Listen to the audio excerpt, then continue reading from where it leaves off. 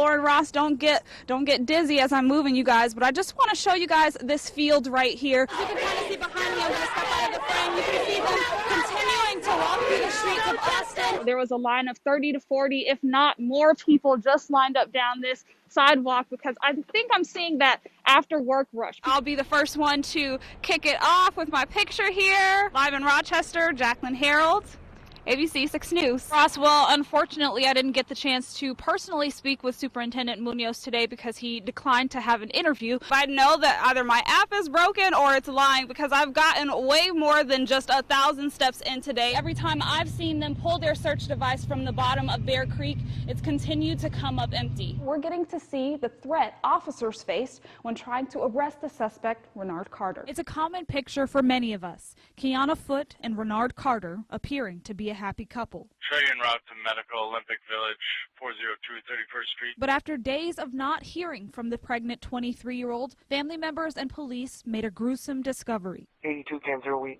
have a second victim in here. Kiana and her 2-year-old daughter were found dead in their northeast Rochester Olympic Village apartment, and Carter is now the prime suspect. Police say he may have intended to kill again, this time an ex-girlfriend in the Columbia, South Carolina area. Received information from Rochester PD on the victim.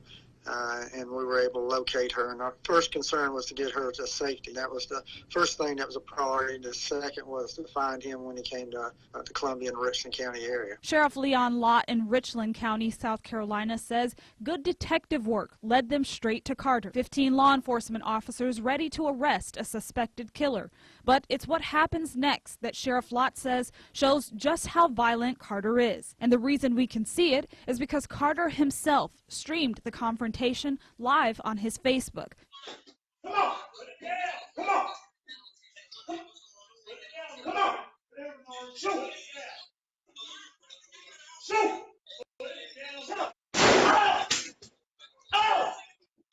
After that shot, he was taken into custody. Carter was shot multiple times in the upper body by police before dropping what he claimed to be a rifle. He was quickly arrested and transported to a hospital. No officers were hurt. Carter was released from the hospital early Wednesday morning and is still awaiting extradition back to Minnesota, where he will face the reality of the crime he's suspected of committing. We had a relative come in and find the baby cold, all alone.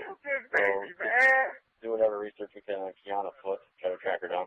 It's been 7 years of frustration when 22-year-old Ethan Kazmierzak disappeared. They searched and searched, including several ponds and creeks near a farming community northwest of Hampton, Iowa.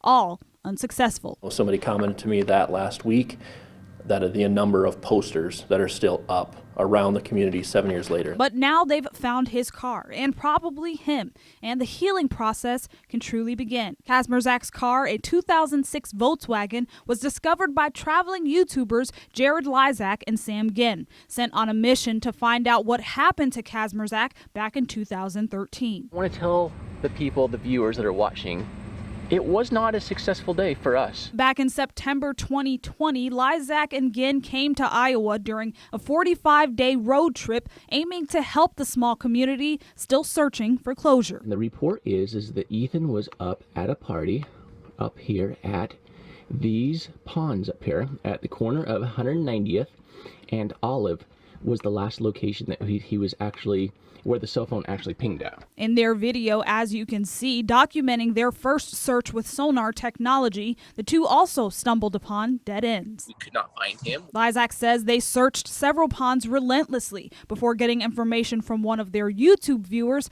that they were searching in the wrong place all along. We continue to reinvest in better gear, and we just happen to be in the right place, using the right equipment, and we just happen to, be able to solve this for the family. Franklin County Sheriff's Office is confirming the recovery of the 22-year-old's car and the discovery of human remains inside.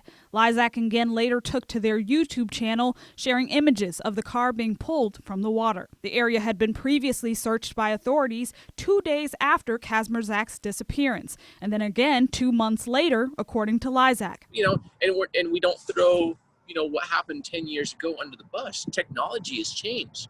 we just happen to have new technology that just came out, a few months ago. Lysak and Ginn both agreed on their most recent live video that emotionally they are attached to each of their findings, but nevertheless happy to be able to offer Kazmierzak's family and the Hampton community the closure they've been waiting for. To some, Molly Gommels is known as the Thanksgiving Queen. I haven't been queen of anything else, so let's try Thanksgiving. Works for me. But this year, she's not as busy as she normally would be this close to the holiday. I just like to have people around, so this is a difficult one this year. For 13 years, Molly and her family dedicated their love for Thanksgiving to literally giving the tradition of sitting and eating together to the residents at Hope Lodge Cancer Society. Our oldest daughter worked for Hope Lodge as the assistant manager when the addition was put on, and so they added rooms, and she just said they didn't have anyone to do Thanksgiving that year, and would I be interested? So that's where it started. Due to COVID-19 and the treatment center being closed,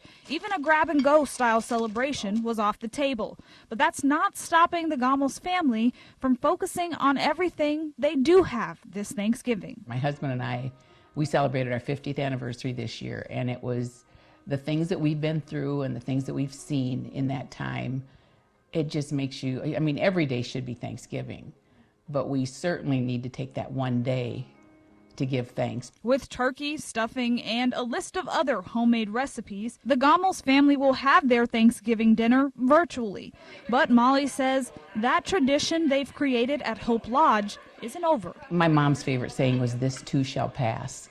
And so I know that it's not a forever, and things will change, and we'll be back at the Hope Lodge next year to cook dinner for everyone. In Rochester, Jaclyn Harold, ABC 6 News.